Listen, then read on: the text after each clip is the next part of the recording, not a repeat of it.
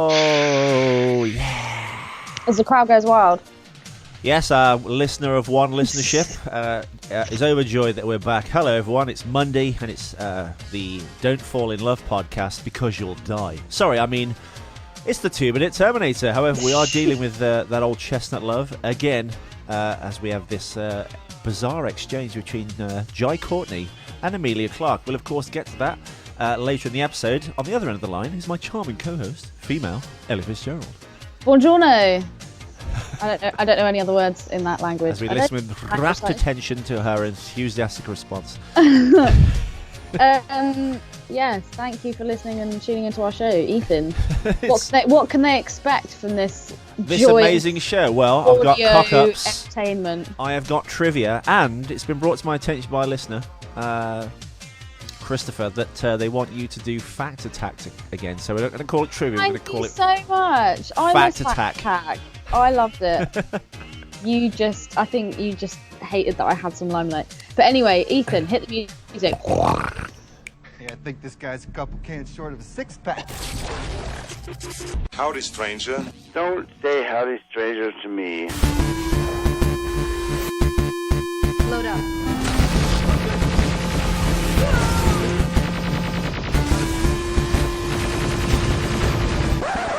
You didn't do the fourth. Thank God. It sucked.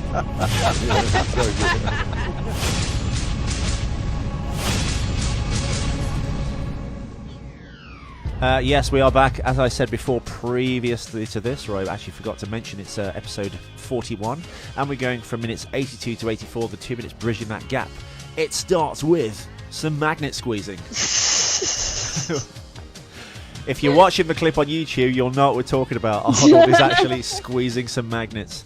I do this at least several times a week, so I understand what this is all about. I hope you do too, listeners. No, yours is a flashlight. It's not a magnet. I've got a good idea for a podcast spin-off episode, by the way. What? Try and test in sex toys? No. I drive around with my mum, and we call it Ethan's mum, and I just pull out the flashlight and go, so, I got this for Christmas. Oh my god, she'd crash the car. No, I'd be driving. No, she would crash the car. What, she'd lean over and pull the wheel? Yes! Well, why not? Dude! So I want to go. Should we tell the listeners about the time you sent your mum horrific pornography by mistake? Yeah, and I was meant to send it to you for a laugh, and I actually sent it to the wrong person. Yeah, I said my phone was hacked. Kind of got over it. I don't know.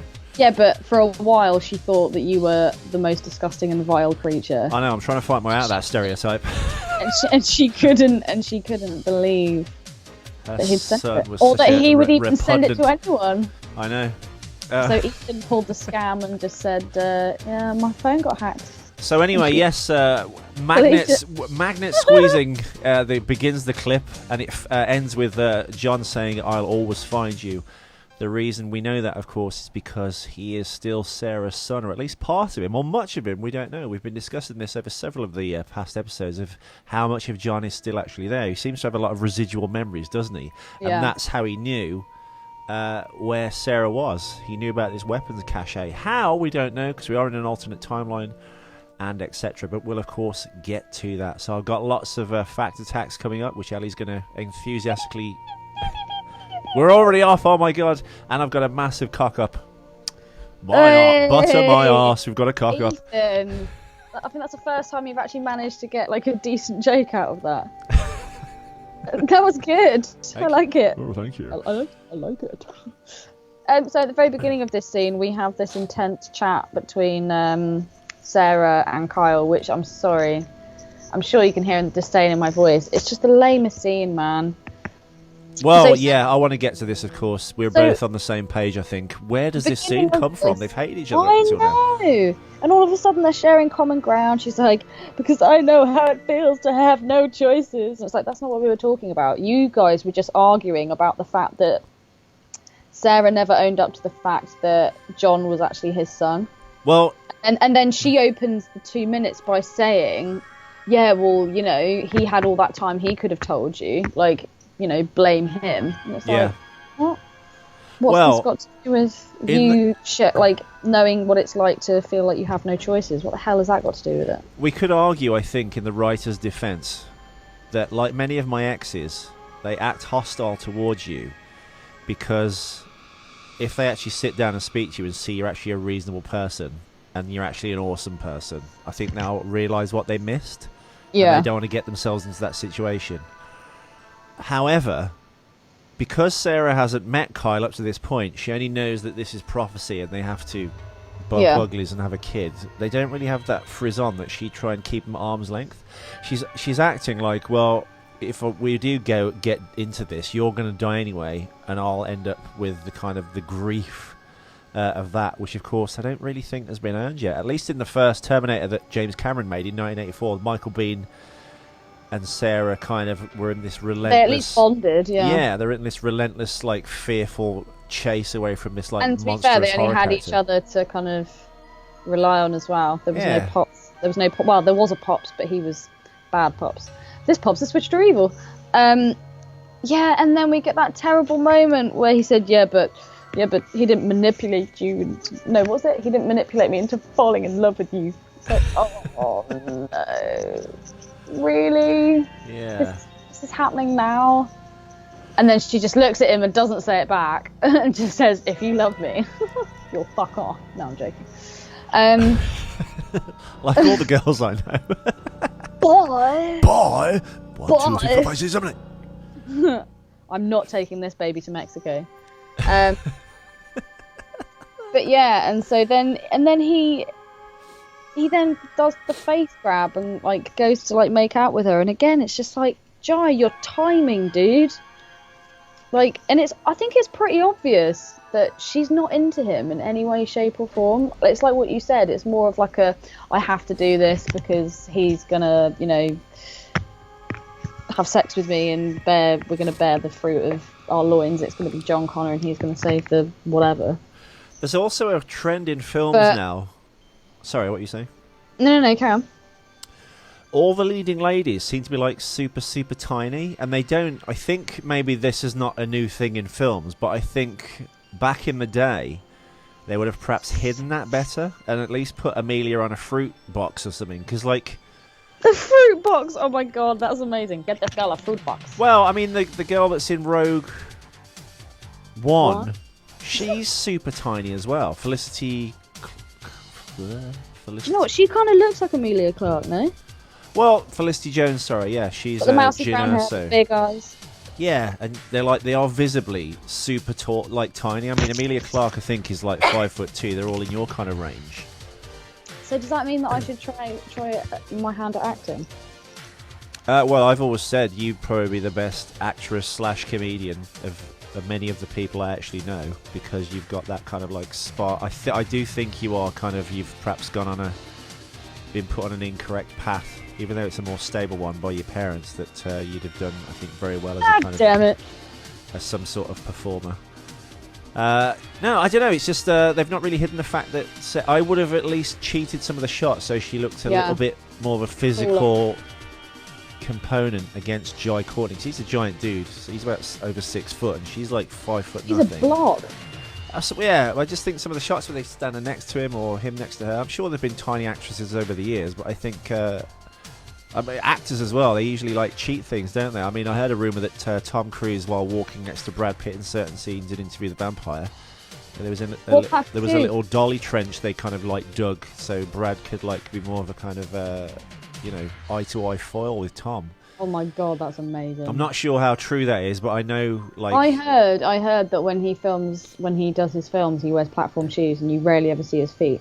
Well, no, what they do is, I mean, a lot of actors do this, they have lifts, but they have the lift actually within the shoe.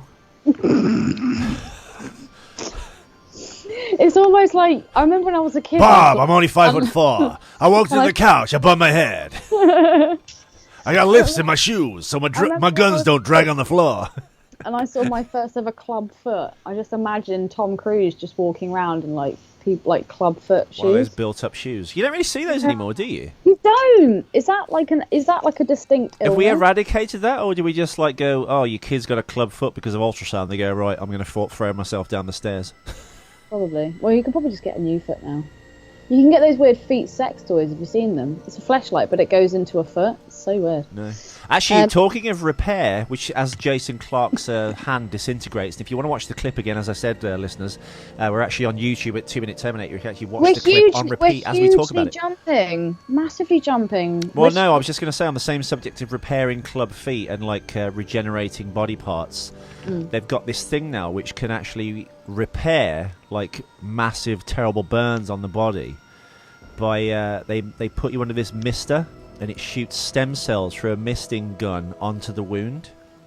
Dude, this just sounds like a dodgy porno or something. Well, no, basically they take stem cells out of placentas. There's this misty stuff, and they spray it on your face, and no, women who have had like children or a cesarean section, I think, if you have to give, I think, natural birth, they can't use it, but the placenta they take from a newborn baby, and they take the stem cells out of it, so these are like fresh.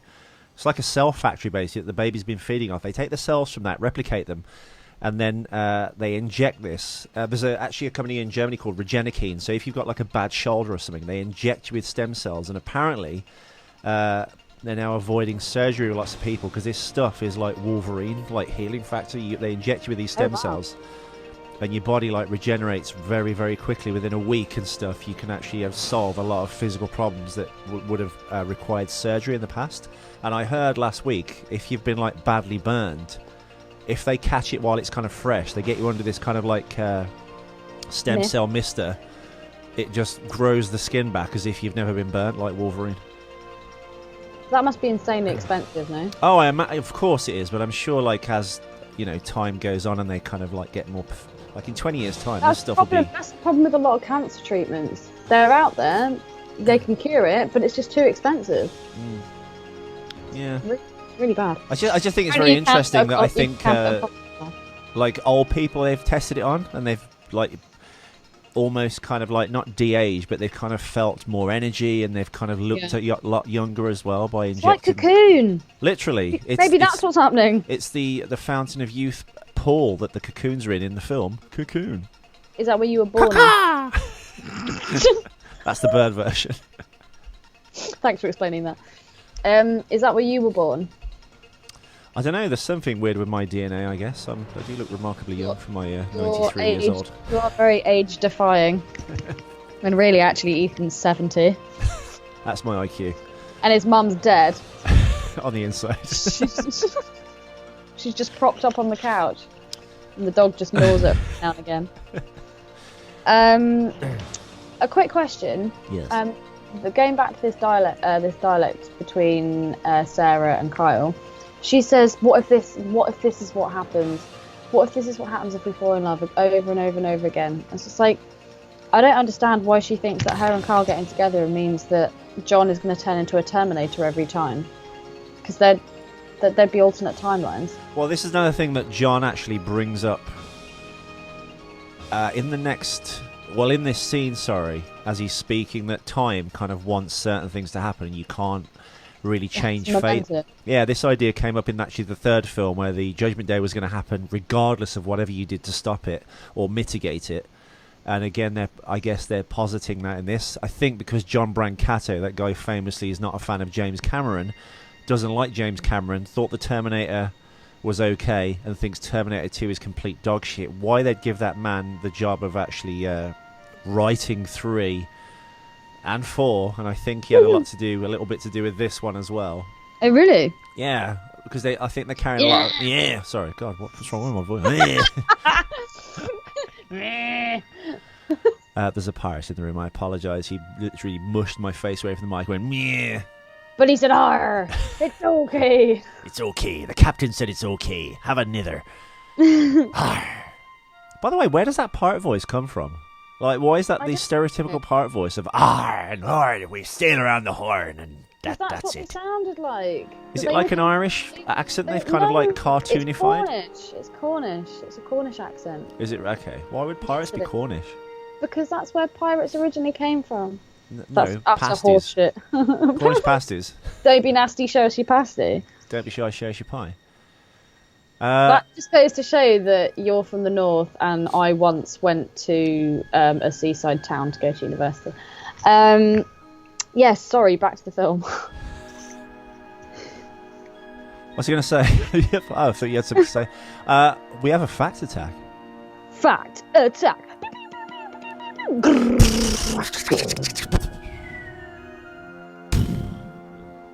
Nice. The last episode, Ellie, we had questions about the use of the I Want to Be Sedated by the Ramones. Nothing to do with the Clash, which I'd said. I know. That's 3 or 4 Ramone episodes we've done when I've cocked it up. Okay. Maybe we should do a podcast on that. Like, I misidentify Ramone songs to like they're all Ramone songs. Just as long as you don't cock up a cock up. We're on episode 2 and it's called Ethan Guesses the Ramones. I keep giving you Ramone songs. You keep saying there's something else. The theme of the show is Ramone songs. Okay, I got you. Is it this? Yes. No, it's a Ramone song. The last song that Sarah's listening to on the cassette player in the last episode, Ellie, I Want to Be Sedated by the Ramones. The song was referenced in the original script of Terminator 2 Judgment Day, and that's why it's in there. As a reference to Terminator 2. As John and Tim were listening to during their introductory scene, I'm assuming he means Tim is that red-haired mullet boy before they go to the Galleria, director James Cameron decided to use You Could Be Mine by Guns N' Roses instead. I think, is that better than this, Ali? I think that Guns N' Roses is better. Yeah. Yeah. By the way, I have another fact attack for you. Fact attack. Terminator Genisys 2015 was filmed under the working codename Vista.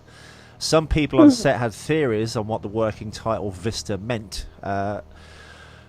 which of course is a reference to Hasta, Vista, baby. The line from Terminator 2 Judgment Day. Others thought it was simply a reference to Arnold's signature. I've written that twice, I apologise. Sorry, half the people just thought it was called Vista and that was that, and a lot of people just thought, no, it's in reference to Arnold's line, Hasta la Vista.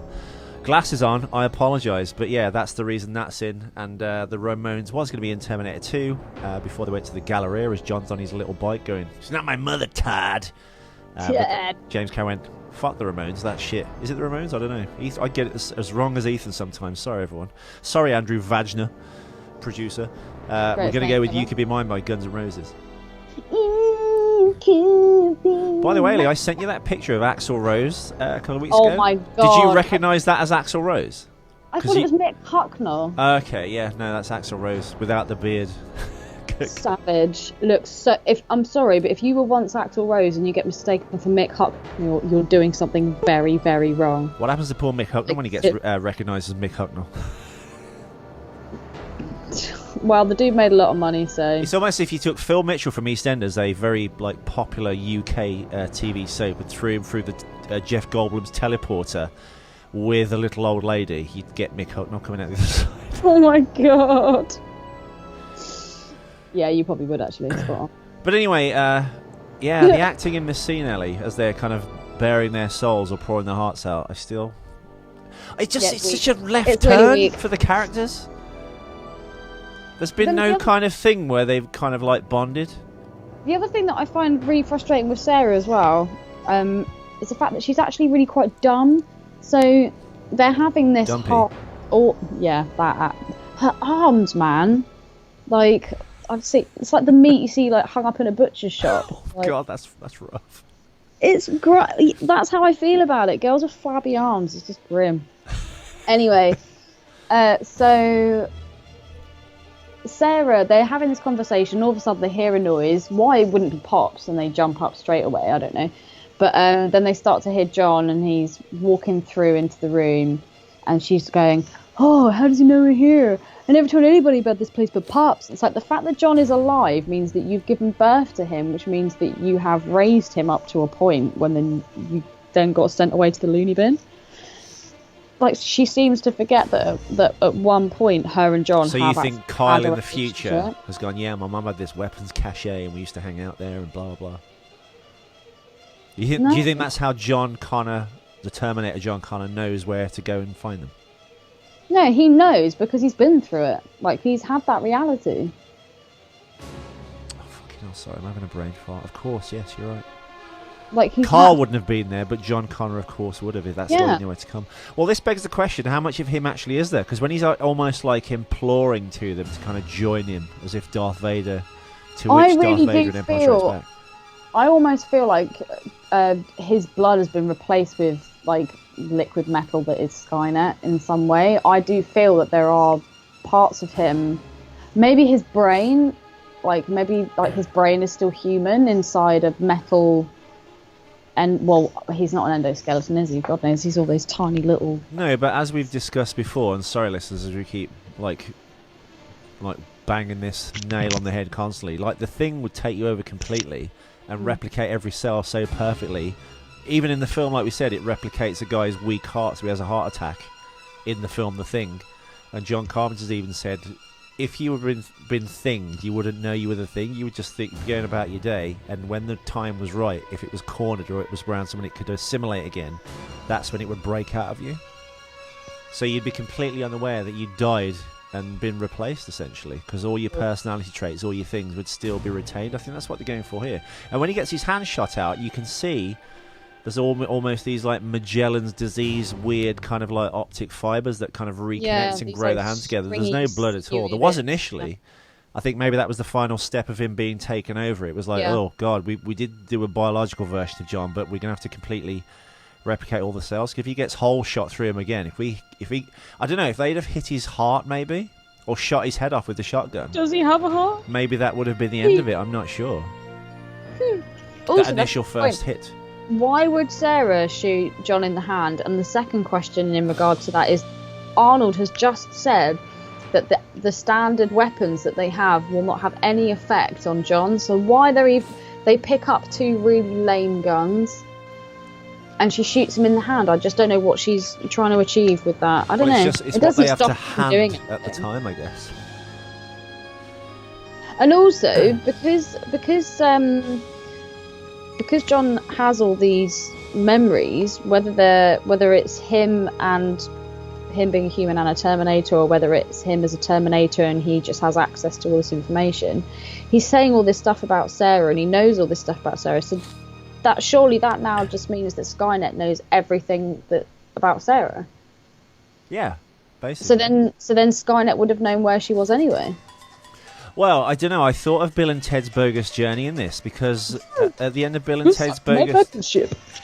Well, you could just essentially go, like, when he arrives going, you're my mother and Blur, and you taught me everything, and Kyle, join me, we were brothers in arms, da-da-da-da. Obviously, I'm paraphrasing, but, like, that kind of thing happens at the end of Bill and Ted's Bogus Journey. So they just start playing the time game, which is like, all right, we won't do this, and people just start disappearing. So if they just said, all right, we're not going to fuck, John would just disappear.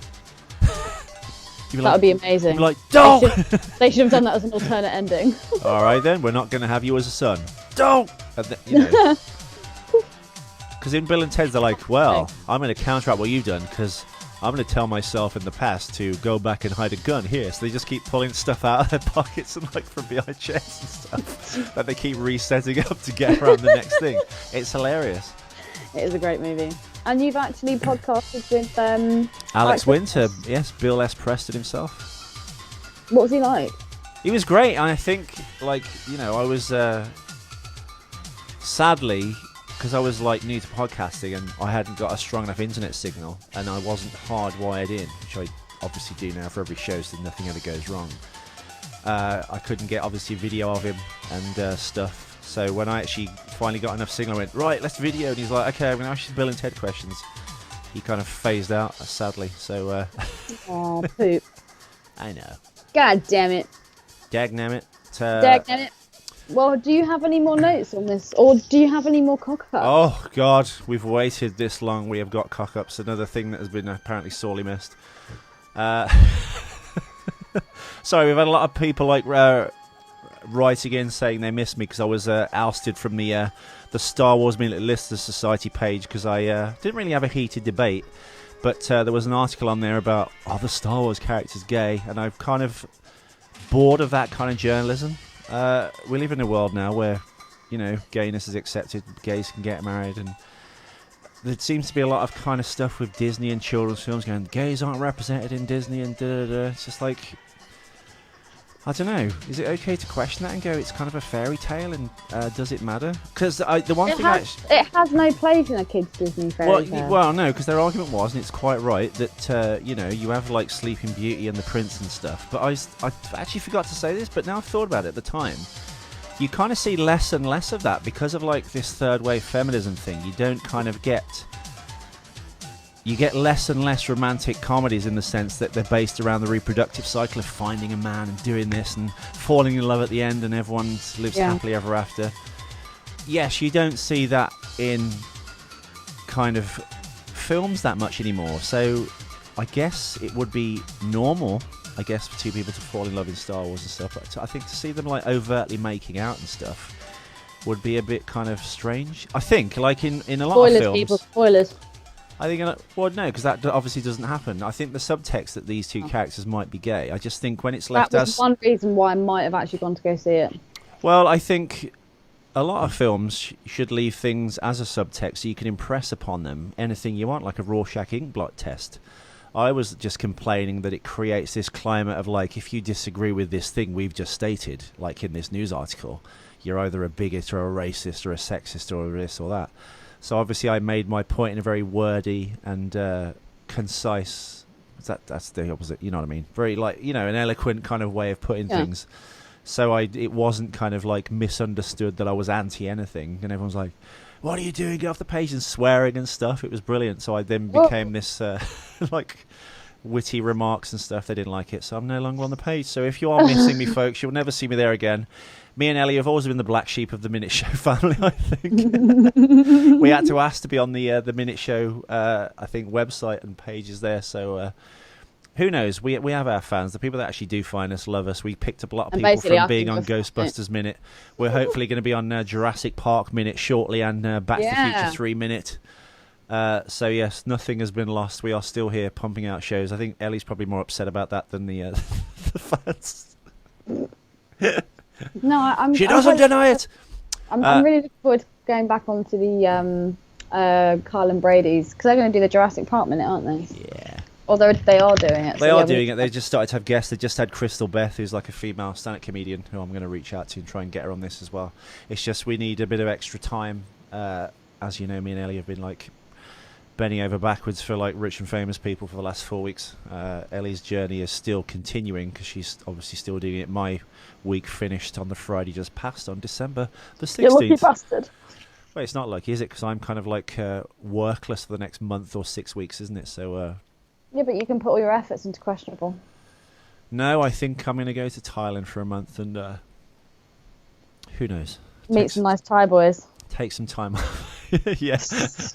After your bigotry on the Star Wars Minute program, you immediately go, you two-faced fuck, and have sex with ladyboys in Thailand. What? How dare you? Exactly. I'm an equal opportunities bigot. Come on, what can I say?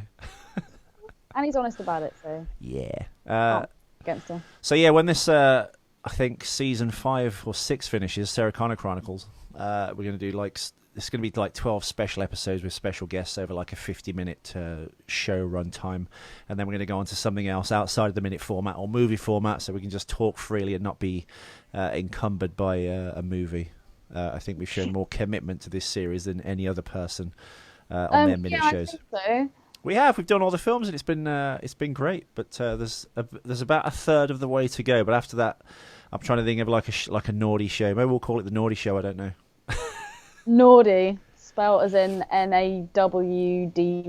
Whatever, something like that. You dyslexic bastard. But yes, thank you so much for tuning in. Ethan, where can you find us on the interweb? You can't find us on the Star Wars Minute Listener Society page anymore. However, you can find us at 2 Minute Terminator on Facebook. As I've said a million times, and you're sick of hearing me say it, we've got the greatest collection of clips, movie stills, both behind the scenes, right down to the toys, to Linda Hamilton's twin sister, an album devoted to her on Facebook. You can find us again, as I've said at the top of this show. We're on YouTube. You can actually watch the clip as we discuss it to pick apart and see probably more stuff than we're even seeing as we play the clip before our very eyes and record these shows for you. And you can follow us on Twitter. So yeah, 2 Minute Terminator. We're all around. Come and find us. Follow us. Send in your letters. Send in your gripes. Send some love. Who knows? Gripes. We've returned cock-ups and well, it's been good actually reconnecting with some listeners. So you know. We've got cock-ups and fact attacks back in at And their John- request. None and of this John would have happened did, was I not exiled from that page. And John did do the robot penis, so thank you very much, John. Always delivering. You ask and the man he delivers. That's what I like. But yeah, hasta la vista. Baby. See you soon. Tomorrow, episode 42, I think. We'll be back. We'll be back. Bye.